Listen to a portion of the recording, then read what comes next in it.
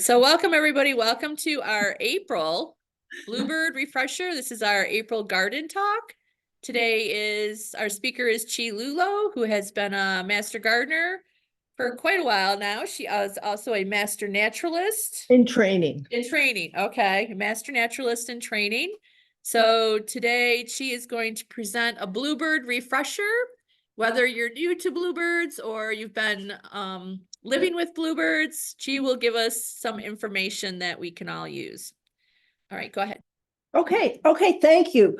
Yes, and if you say, I do have Genesee County, New York Master Gardener, because there is Genesee County, Michigan, I believe, and so that's why I'm specific with that.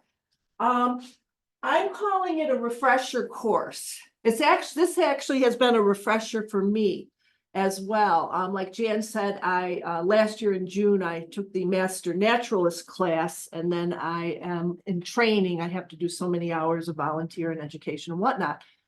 But so Jan said, well, why don't you do a Bluebird program? I said, okay, sounds fine. I actually started bluebirding 20 plus years ago. So I'm going to go over a very brief history as to why I and my family got involved in bluebirding.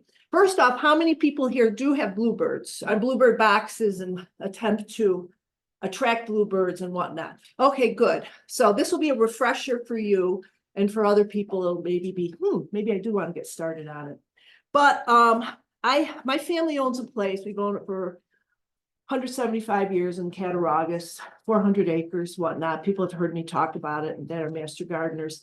And back 20 plus years ago, about 25 years ago, we did a big logging project, logging up there.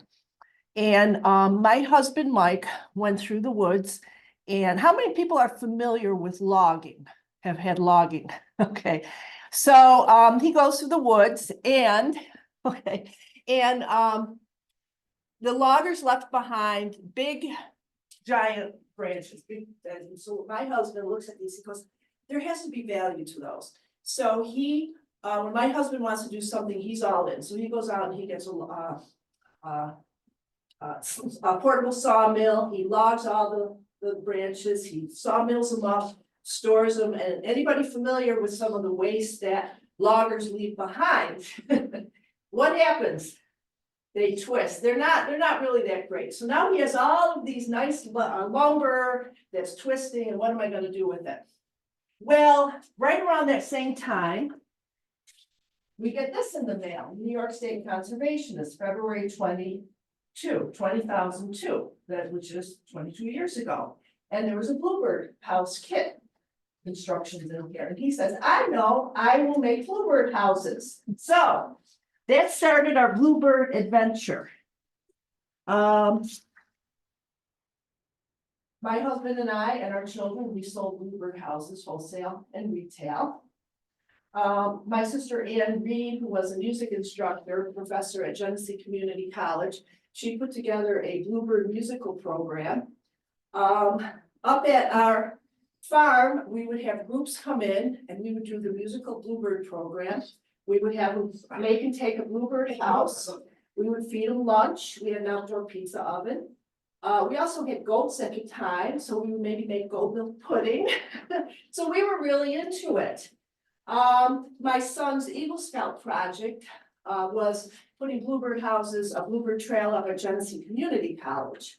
And that was with Donna Ray Sutherland, if any of you remember her, and she had an outdoor club. So that was his Bluebird, his Eagle Scout project. So like I said, we were really involved in bluebirds. Then illness happens, death, certain things happen in life. And so all of this Bluebird project and these different things that we had going on up at our place sort of fell by the side. And then when Jan said, hey, how about if we do a Bluebird program, it sort of gave me the impetus to do this Bluebird refresher course. So I'm going back 20 plus years on all the stuff that we did with bluebirds, with our Bluebird trail training programs, and different things like that. So that's how we got involved. So this is a refresher for me. So let's see. why important to bluebirds? And bluebirds are the New York State bird. There's a couple other states that have the bluebird. Well, if you can envision what an early homestead, farmstead looked like, 17, 1800s, 19, even 1900s, and you had your house, you had your garden, you had some orchard, you had some meadow, you had some nice native bushes, and that's all the environment that bluebirds like. And so that's why the early homesteaders, they like having bluebirds around, because what is the food? The choice of food for bluebirds is bugs, worms, caterpillars.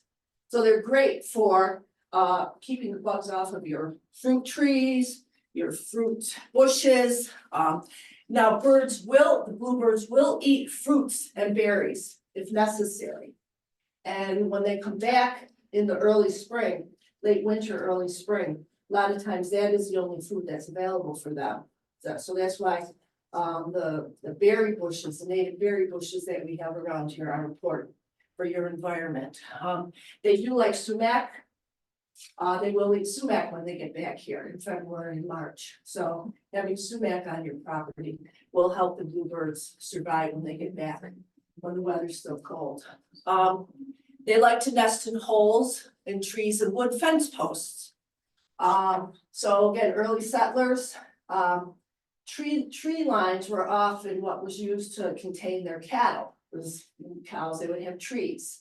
And honey locust was a popular tree for people to have on their farmsteads. And I know that because about 1900, my grandfather bought land in Hamburg, where I grew up at, and about 5 or 6 acres he bought. And there's a line of honey locust trees that were left over. And I actually got one in my hand when I was about 6 years old. And anybody familiar with honey locusts, what those thorns look like? They give thorns out like 5, 6 inch thorns in a group. So, but anyway, so if you had your trees would create the natural boundary lines, that's what the bluebirds like to nest in. Then as homesteaders got into fence posts, again, the fence posts would be used to delineate their land. So that's something else that the bluebirds liked nesting in. So you have bugs and worms and caterpillars, and then you have your fruits, and you have the environment that they like to nest in. All of that was available in like the 17, 18, 1900s. So we had a pretty good bluebird population around here. And I like to say that there was a symbiotic relationship between man and bird. I supply you trees and fruit trees and apple trees, and you eat the bugs for me, and we'll all be happy. So then what happens? Why the demise of the bluebird population? Number one, people always say the introduction of these invasive species, the European starling and the house sparrow. And those compete for the nesting site. And they are invasive, they are brought over from Europe. They're not a native to our country, like the tree swallows, house wrens, different things like that are native to our country, but these two. So they say, okay, that's sort of this one reason why there was a demise, start of the demise. Housing developments, after World War II, specifically a lot. Where I grew up, I said in Hamburg, that was all farmland. I grew up about 3/4 of a mile of what I call Rich Stadium. It will always be Rich Stadium to me. I don't even know what it's called now. But that was farmland where I grew up. And as the housing developments came along, you know what they did? They just, cut everything down, the houses up. So you have a housing developments that started. Mega farming, no more of these little 100-acre, 50-acre, no more. Our farm that we had was a dairy farm, and we have the barn, and we have the old stanchions, and the farmers that we rented to had maybe 40 to 50 head of cattle, or head of cows, milking cows. That does not exist anymore, unless you're running an organic farm or something like that. Now you have mega farms, mega acreage, everything gets just torn down. So there went the trees, the boundaries, the meadows, the fruit trees, the fruit bushes. So pretty much everything is starting to leave. And then, of course, you have introduction of chemicals. So that bluebirds could probably tolerate 2 of those 4 things, but once you start adding all of that up, it just, led to really decreasing the population of the bluebirds. So we as a society recognize that we need to help the bluebirds. And so what did we do? In like about the 1970s, this started. And we created the type of nesting situation bluebird found in nature via handmade nesting boxes. Now, when you put up your bluebird houses, you should be putting them up in pairs. And one of the reasons why is there are the competing birds. We said that the 2 invasives that came over, but also there's tree swallows, house wrens, different wrens. They all nest in trees and that kind of thing. So the reason why you want to have 2 up within sight of each other is so that a competing bird will go into one and it leaves a second one available for the bluebird. So that's what you want to do. You want to have them go up in pairs. And then you want to have the pairs in sight of each other, but you can't like have a row upon row, row, because bluebirds are territorial. So pairs of bluebirds will not nest in the same location. So you sort of have to have the bluebird houses, the pairs, so that the other bluebirds can't see each other, because they're territorial. They'll fly around each other, you'll see them, but when it comes to nesting, they will not nest in the, close to each other. So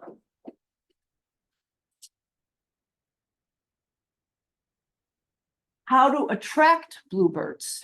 Well, you're going to offer them the environment that they'll thrive in. So what is the environment that they'll thrive in? Install nesting boxes in pairs. That's provide an environment rich in the foods that they prefer, which is the preferred food is bugs, caterpillars, worms, things like that. Having the fruit trees, the fruit bushes, etc. That a garden area, that would be an environment that they would like. Fruits and berries as well, gets them through the cold months if you have fruits and berries. And they do like a variety of landscapes. They like an open meadow that they actually swoop down and will dive on bugs and whatnot that they see in the meadow. Then they want to be able to go back to the trees and for their cover. They don't like forests. They do not live in forested areas. So they want meadow, tree lines that they can feel safe in. So that's how you would attract bluebirds. Nesting boxes in pairs, food environment rich in their preferred foods, fruits and berries as well, and the variety of landscapes that they like. Some people do early in, like right around this time of year, when they start to come back, they will supply mealworms to them. They'll buy mealworms and they'll have them out for the bluebirds to feed on, because right now, again, they're only relying on fruits and berries, and that's available. So if you're really into bluebirding, you would want to have mealworms if that was what you wanted. Predators. I know I'm talking to some people before this, they have predators in their bluebird boxes. And these do include raccoons, snakes, fishers, bears, and house cats, and other types of, as well as the invasive birds, the starling and whatnot.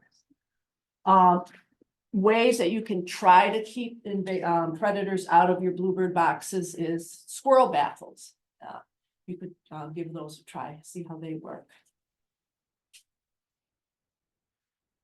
You want to place your bluebird box on a post, not a tree, because the animals cannot climb up a post, versus if it's on a tree, the animal can climb up the tree and get to the box. You want to place about 5 to 6 feet off the ground. so that the animal cannot jump up. If it's much lower than that, an animal can jump up onto the box, but if you have it 5, 6 feet up, you don't want it real high up, you want it about 5 to 6 feet. That way the bluebirds can fly in, but the animals hopefully cannot jump up to it.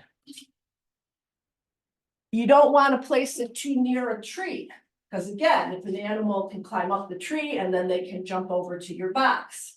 So, these are some hints on, proper placement of a bluebird box. So you don't want it on a tree, you want it 5 to 6 feet off the ground. You don't want to place it too near a tree so they can jump over.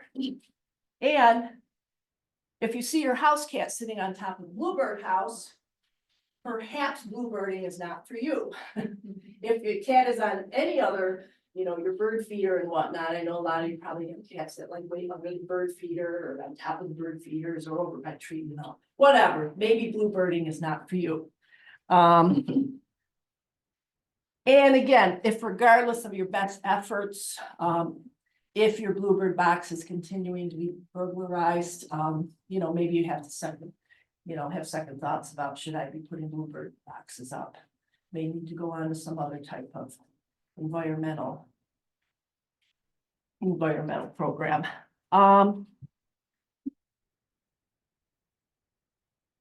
Cleaning and maintaining your bluebird boxes is very important. That is my sister Mary.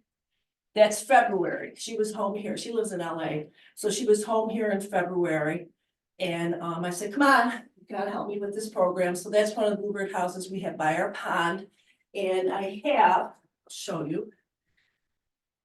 Do any of you have your little bluebird kit? Bluebird house cleaning kit? But this is what I have. You notice she has, oh, no, you don't see it. She had this one, which is just basically, it looks like a hold your wine, 4 bottles of wine. And I had in this, and then I got this. This was sort of cute. And I like this because it keeps my husband, son, and brother from like grabbing this because it's girly looking. So, and in it I have, when you open up your bluebird house, I have a little screw gun.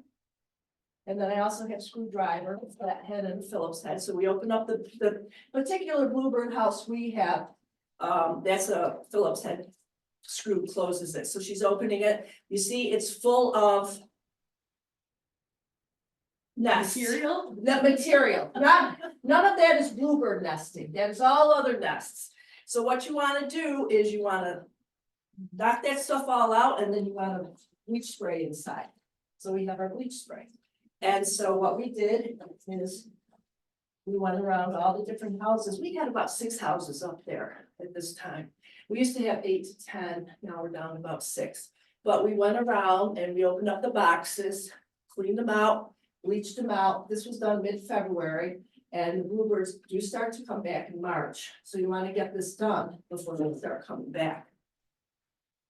So that's one of the houses we have. Steve, you just want to go into a little bit more about why you use the bleach spray? Because of the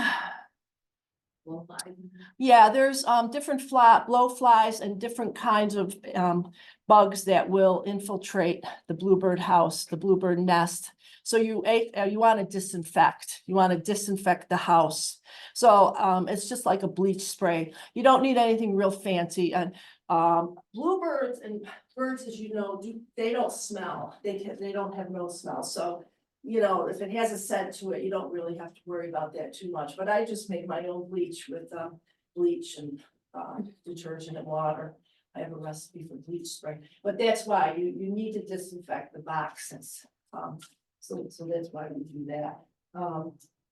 So that's one of the boxes. More on maintenance. That's that's February. The box to the right, that was done, that's Easter. I went out there, and my husband and I and brother were up here on Easter.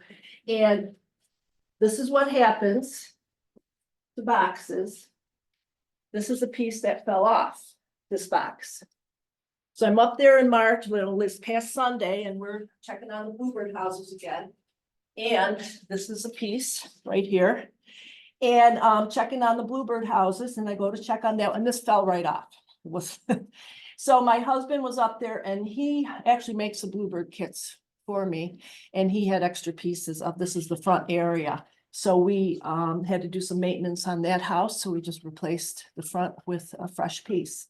The other thing you notice, this is all chipped around here.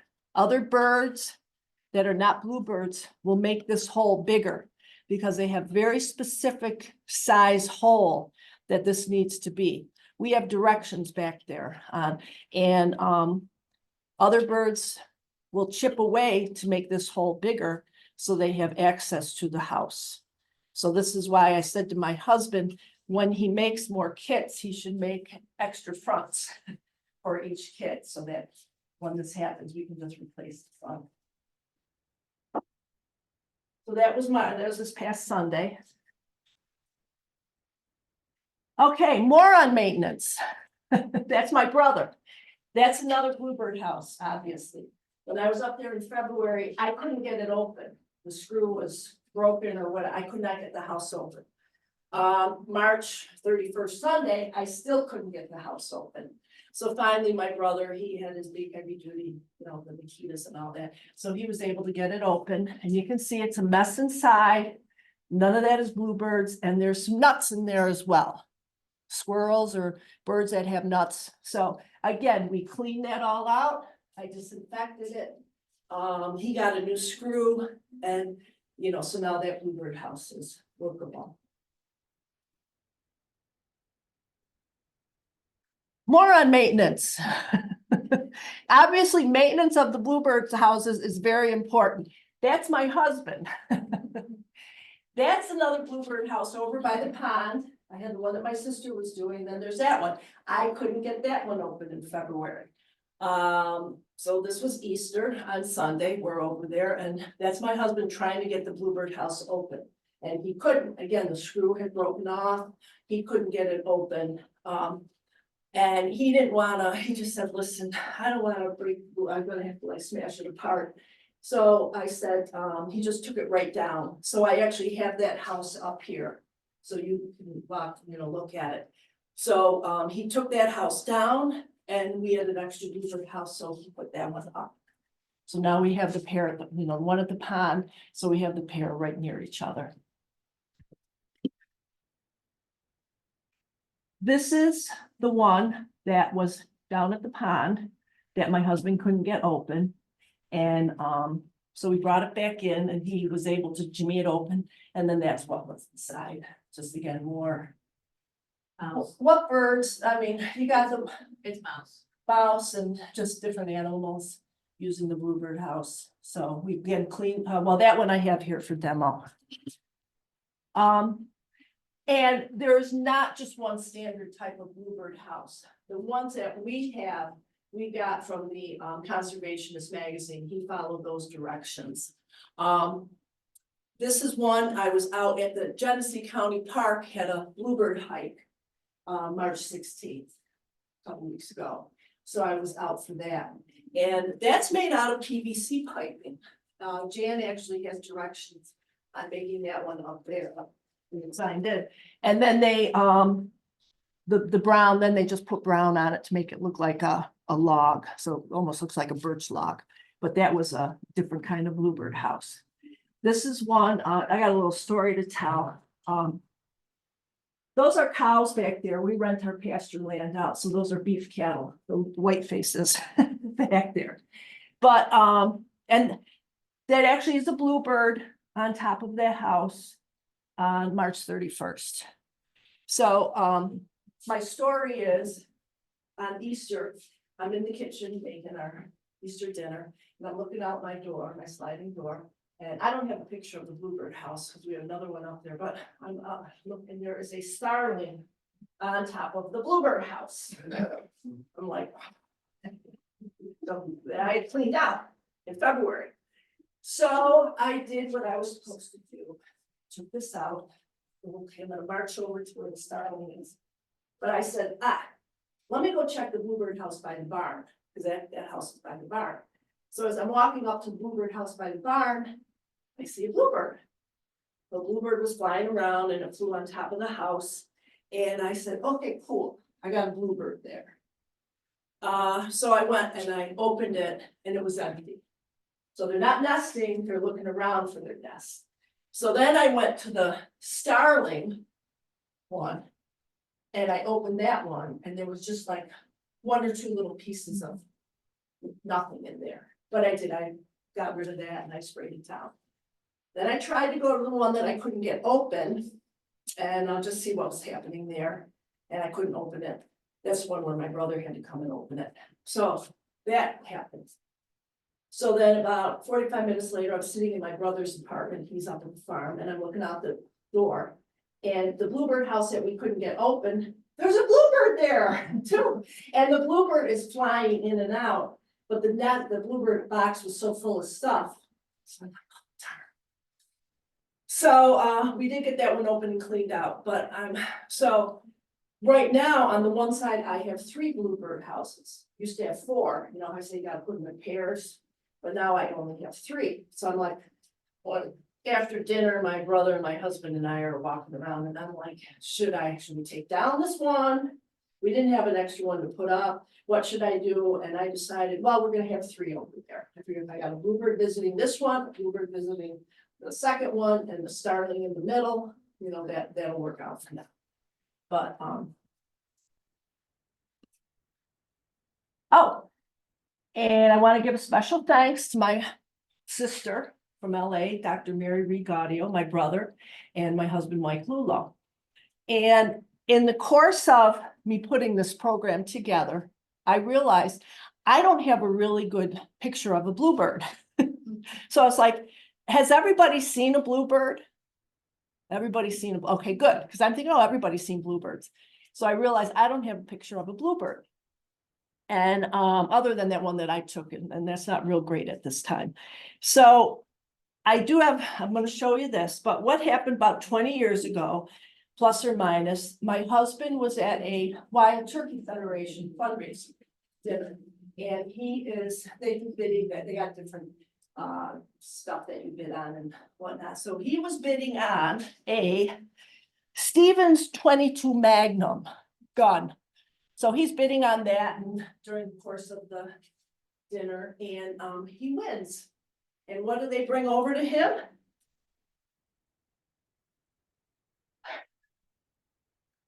This is what they brought over to him. Because, well, let me get it on Zoom. The gun was the next item up, not the bluebird, but we love this. And so this is a bluebird. And then my husband would go to the Wild Turkey Dinner. I think he was just at one a couple of weeks ago. They had it in Elba, the fire hall had it. And for about 4 or 5 years, he'd come home. Not necessarily bluebirds, some wild turkey paintings or prints or stuff like that. So this is a bluebird. Is that a male? Yes, the male is the colorful one, and of course the female is drab. Like it is in most of the bird world.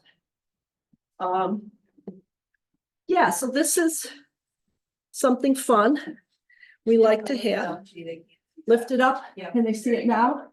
So the male has a dark blue black back. Yeah. And so special thanks, and then this is just some of the resources that I used. My family, we are members of the New York State Bluebird Society. We're life members. Jan has information back there. If anybody is interested, I have some applications here for the Bluebird Society. That's about it then. Do people have questions? Okay. One question I have is, say to put it so they're near bushes, so when we pledge, they can go over the bushes. Does it matter what direction the opening to the box is to the east or to the west? I put it to the east, so it gets morning sun and opposite, but the bushes are on the west. Well, everything I've read said, they say it's preferred to go to the east. Do you want to repeat the question? Oh, right, yeah, when your bluebird boxes, which way do you want the hole to face?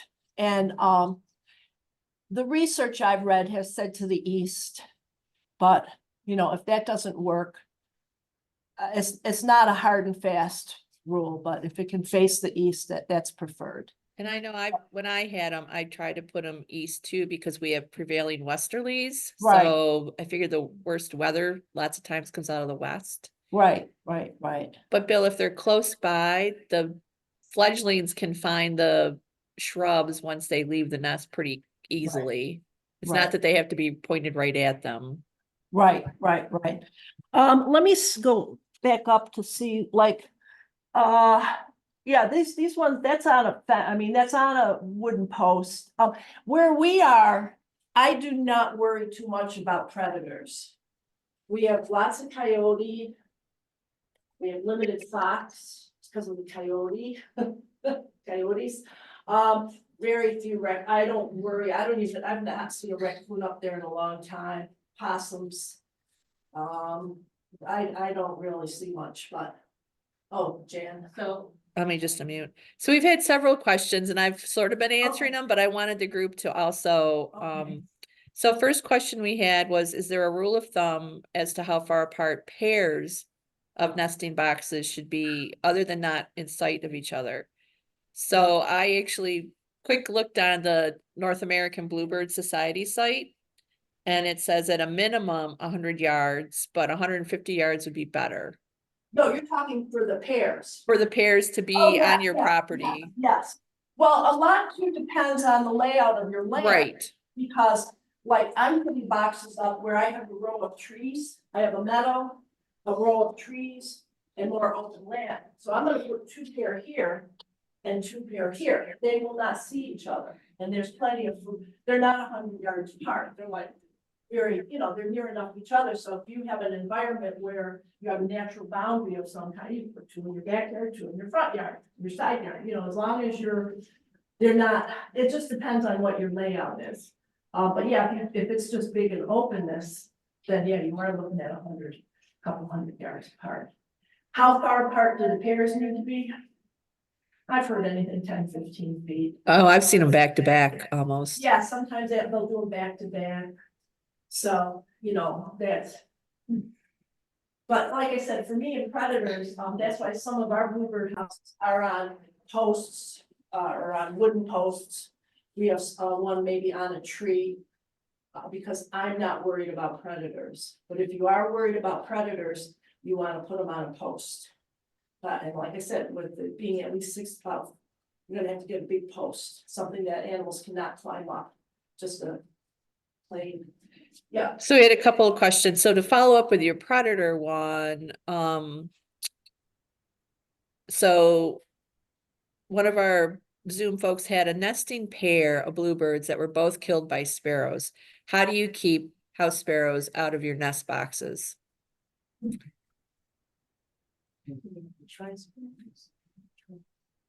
Yeah. Yeah, so I know at the refuge, I've seen these. They're like, I call them Mylar flags. They like stick up and over the bluebird house, and then the Mylar strips hang down. And supposedly that deters the house sparrows, but not the bluebirds. I know also I've seen some of the longer tunnels that you can attach to the pole. That is also supposed to deter house sparrows. I actually gave up with bluebirds at my house because I had such a high house sparrow population. I just couldn't, it was too depressing. They do that, they are. They'll chase them off, they'll kill the egg, they'll go in and peck the eggs. And the house sparrows are there year round, so I just didn't have a chance to like get the I had bluebirds for several years. So I was actually gonna do some more research on this and see if there are other, Yeah. because there you can trap sparrows, but if you have a lot of house sparrows, yeah, it's, yeah. Yeah, injure or maim or kill. House sparrows are invasive, so you can't kill them. Yes, house sparrows and starlings are not protected by any New York state or federal I laws. know, when I've been in, New York State Society meeting a couple of years, 2 years ago, it was. They were telling us how to kill, what do you do, and I'm like. It's unpleasant, and not everybody wants to do it, but So because they're considered invasive, there's no protection on them. Did you have a hint on how to get rid of sparrows? Bill, did you have a hint on how to get rid of sparrows, what you've done? I've heard of the flags. Okay, that Dan was pointing out. Right. I haven't tried that, but I heard it, but I keep an eye on that. If I see some other birds starting to make a mess, I just clean it out. That's almost like I said, the maintenance and the monitoring. So maintenance is just cleaning it out, you know, making sure it's disinfected, making sure it's welcoming for the birds when they're coming back. But now there's also the monitoring. So if you see, like I saw the starling, I'm like, okay, I gotta get out there. I'm only at my vacation, I call it my vacation place, but I'm only up there maybe once every couple weeks. So I could go back there 2 weeks from now, and then I have starlings and whatnot in there. But it's the monitoring that's important as well. Yeah. Julia also made a point that bluebird houses, to keep the house sparrows limited, put them away from buildings where they're congregating. So, you know, they're less likely to be out on your back 40 fence line than around your house. But Right. so if you live in the suburbs, it might be harder to control the house sparrows. And actually with starlings, they actually want a bigger hole size. So unless they peck the hole bigger. So it's very specific on the hole size. Right. Oh, we also have someone, Michael Klopp. Thank you, Michael. It's called a sparrow spooker. Oh, that's what the refuge calls them, right? Refuge calls have to put up immediately after the first egg is laid. So Bluebird has vested interest and stays. Okay. So that must be the flat Mylar flags. They must, as they do a lot of monitoring. So when they see the, So again, it's monitoring the bluebird houses. Yeah.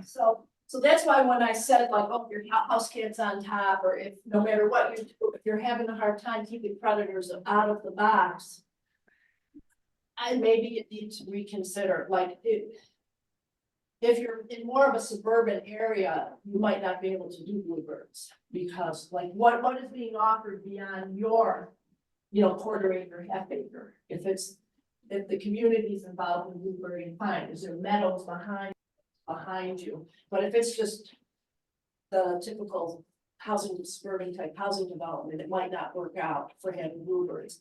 And again, you know, how much time and energy do you want to spend on something? And like Jan said, after a while, it's like, they're great, they're beautiful, the blue color, they're very beneficial because they eat the bugs and insects and worms. We like to have them, but if you're spending a lot of time, and, you know, is it fair to the bluebird if you're offering a treat to the, you know, to the predator? Like say, you know, maybe I need to concentrate on some other kind of bird, or some other venture rather than bluebird. Yeah, I switched to house runs. They're pretty feisty and they keep the sparrows. Right. Like I said, we have, you know, several hundred, we have an east side and a west side, so, and usually the one bluebird house that my sister was cleaning out, I've seen the bluebird, oh, yeah, in fact, on Easter, I was hiking or walking over on the pond side, and again, I saw up in the tree, I saw some bluebirds. So they're flitting around now, they're finding a spot to nest in, so. We got one more comment question. So when you were talking about mealworms, we had a question, how do you keep other birds from eating mealworms? I know there is a feeder specifically for bluebirds. Do you have any other kits? I do not, because I don't do mealworms. I just feel I'm trying to if the bluebirds want to be there, if I'm offering enough energy specific food for them during this cold time when they come back in March before the worms and whatnot are. That's what I'm offering them, and they seem to like that, and they're surviving. If you want, you could research, find about mealworms, but again, as how much energy are you spending? Oh, I have to now buy mealworms to feed them for the next month and a half, versus why don't I plant some bushes and trees that will, or bushes, berry type bushes that will get through. Jan, up there, you have a list of nice berry fruit berry. Yeah, I found that on the New York Bluebird Society. So for the folks on Zoom, I do have some resources that we printed out for the folks here. I'm gonna send you guys the link when I send out the YouTube video link, but most of them came off of the New York State Bluebird site.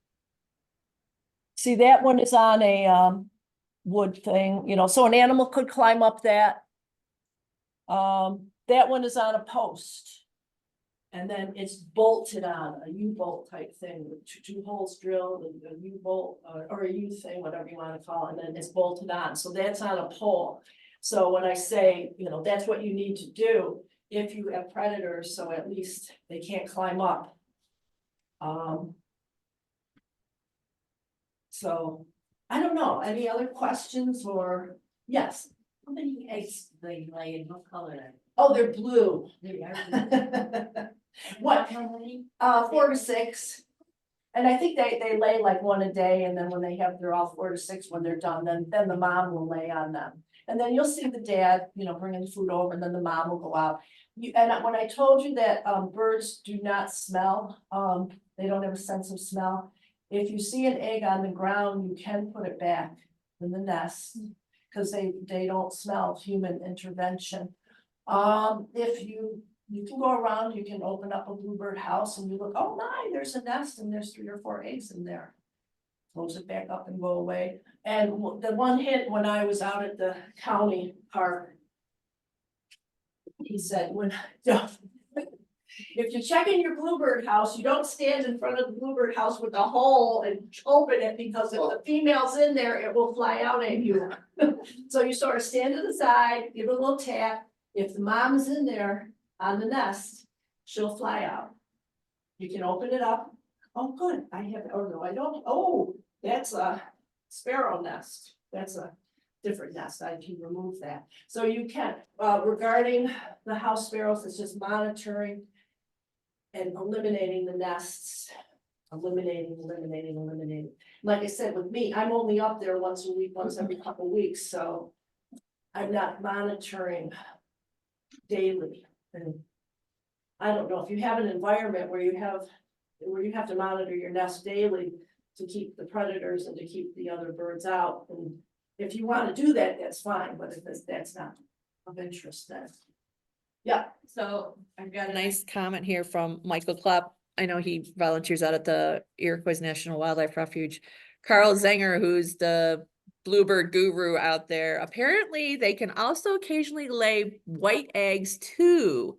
So he said it's genetic. So if you do find some that it's a bluebird nest, but there's white eggs in it, maybe don't remove them, because you might have Right. a bluebird that's a little different No, genetics. I don't have a picture of a bluebird nest, but those nests are messy. Some of the birds have used tree limbs, or not limbs, but twigs. They use competing bird nests are a very messy looking thing. The bluebird nest is it's round, it's very neat, it's made with grasses. You will know that is a bluebird nest when you open up the box, because it is nice, neat, and pristine. Yes, Another question, is it too late to put a bluebird house up now or your pair? I don't think so. No, you can probably put them up anytime. I mean, will you get a net? They are looking now to nest. I would say anytime, February on, put them up. My understanding, bluebirds do, a lot of times they'll do 2 broods. If you have a really nice environment, they may do 3. Okay, 4, yeah. Many times on this. And this, I put bluebird houses up much later on the nest in June. Right. No, they often don't. You don't have to have them up by now. Right. Not I at mean, all, not at all. right, now, now. Often they don't even use the box till June. Right. If you see these boxes that I have, and what I showed you at our farm, we have not been maintaining them for a couple of years. So you can see what a big mess they are. Bluebirds have not been nesting in them, but we have bluebirds, so they're nesting somewhere. They're finding something. So. But I guess my whole gist is, even though I didn't have houses up or the houses were a mess, they are nesting. Like Gordon says, they'll put them up in June, but if you get them now, but any time of year, put them up. Yeah. They do have these. And I was just wondering if there's a possibility if they'll ever have them for bluebirds. You have these bird houses that now you can have an app on your phone and you can see them. But I didn't know if eventually something, so that you can see what they're doing inside of it. Oh, You know what I Yeah, mean? yeah, On yeah. your phone, but you're not disturbing them. I'm sure you could get that. I didn't know if they had anything like that for bluebirds.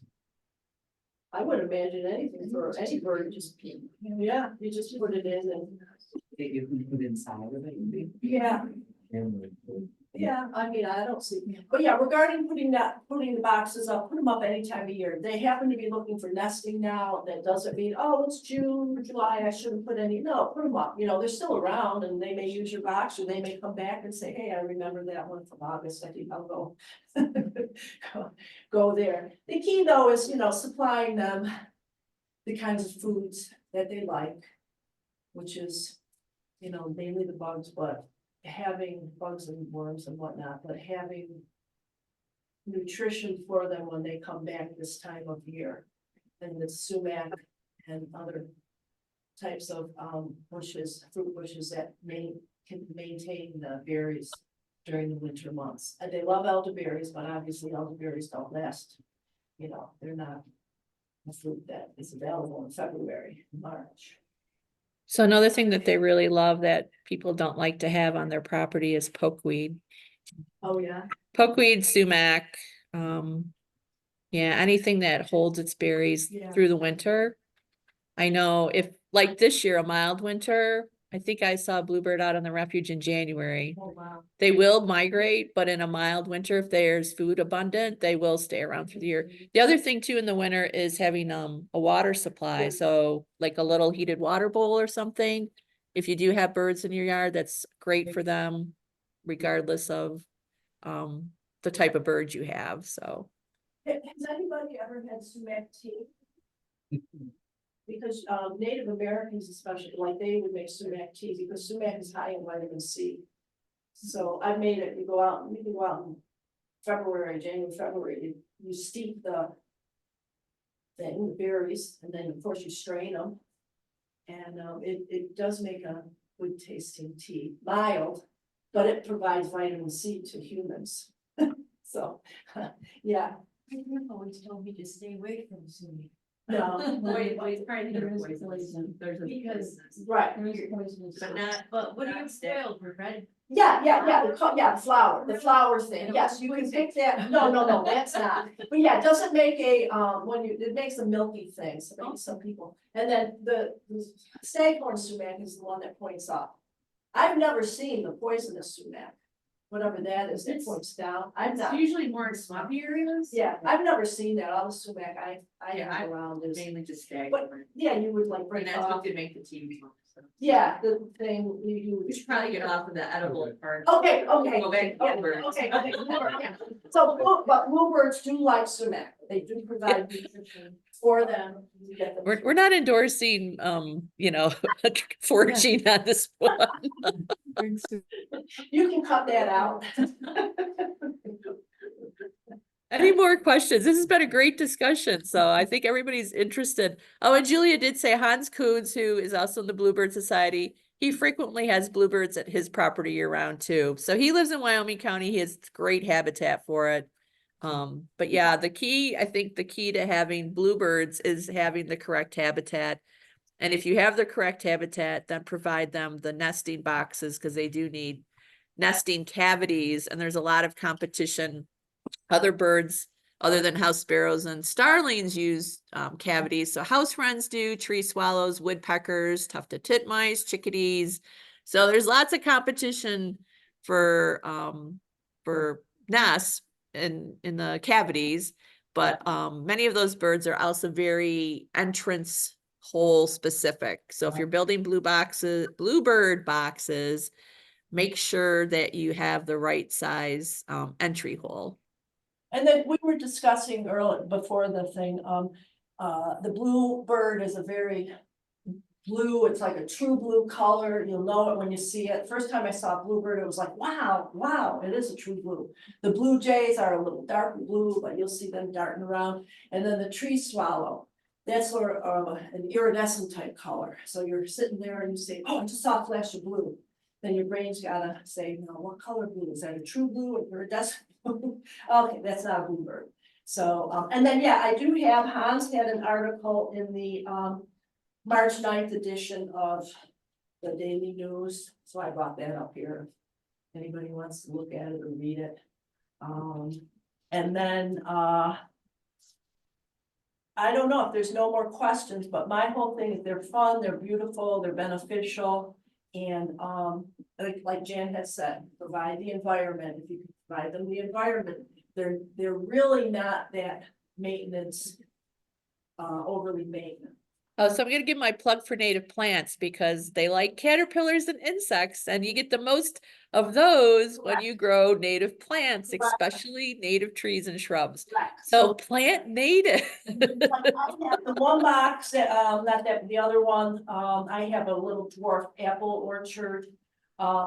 Maybe 20 feet from that box, I have some humongous elderberry bushes, so, and I really feel my dwarf apple trees are benefiting from the Bluebird box being nearby. Because, you know, of eating the bugs and the worms and like Jan said, planting the native bushes and native trees will attract. Okay, so if anybody wants to look at, like, that's a couple Bluebird houses, and then, I have a Bluebird Society newsletter you can skim at. And the other thing, if anybody is interested, this does not have to do with bluebirds, it has to do with the eclipse. At my place in Cattaraugus, we're having a party, so if anybody doesn't have anything to do on Monday and you want to drive an hour, 45 minutes. There'll be free food and drink at our eclipse, friends and family eclipse viewing party. All right, well, thanks, everybody. I think this was a great, let's give Chi a round of applause. Thank you. And yeah, so for the folks on Zoom, I will be sending out links and we will hopefully have the recording up within a week or so. And I am now going to stop the recording. I wanted to stop it.